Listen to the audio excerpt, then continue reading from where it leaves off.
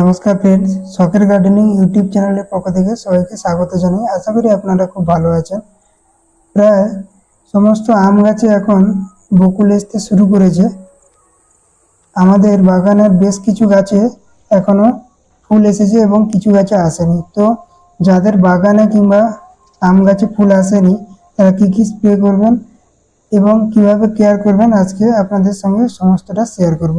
যেভাবে আমরা day by day আমাদের আম গাছগুলোতে স্প্রে এবং কেয়ার করে থাকি। যখনই ছোট ছোট বার্ডস দেখতে পাবেন অবশ্যই ওই গাছগুলোকে একবার হলেও অন্তত স্প্রে করা দরকার।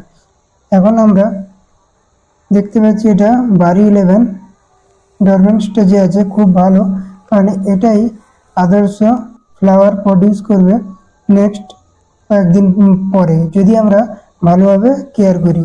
তো এখন আমরা একটা পিজিআর এবং তার সঙ্গে ইনসেকটিসাইড ও ফাঙ্গিসাইড স্প্রে করছি।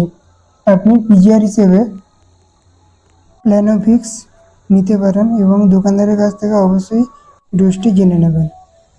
দোকানদারের কাছ থেকে ভালোভাবে জেনে নেবেন, কারণ কম বেশি হলেই গাছের খুবই খারাপ অবস্থা হতে পারে।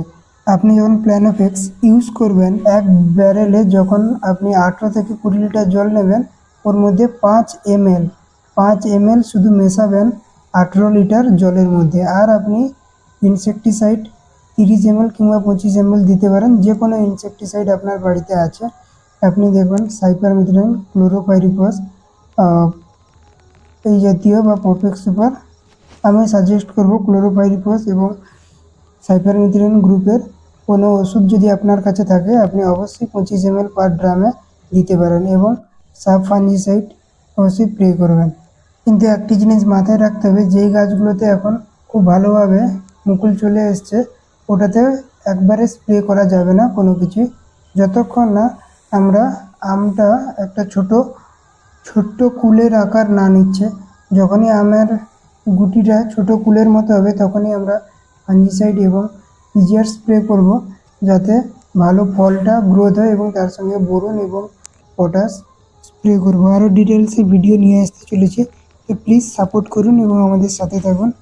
ভালো লাগলে চ্যানেলটিকে সাবস্ক্রাইব করে নেবেন। দেখা হচ্ছে নেক্সট ভিডিও।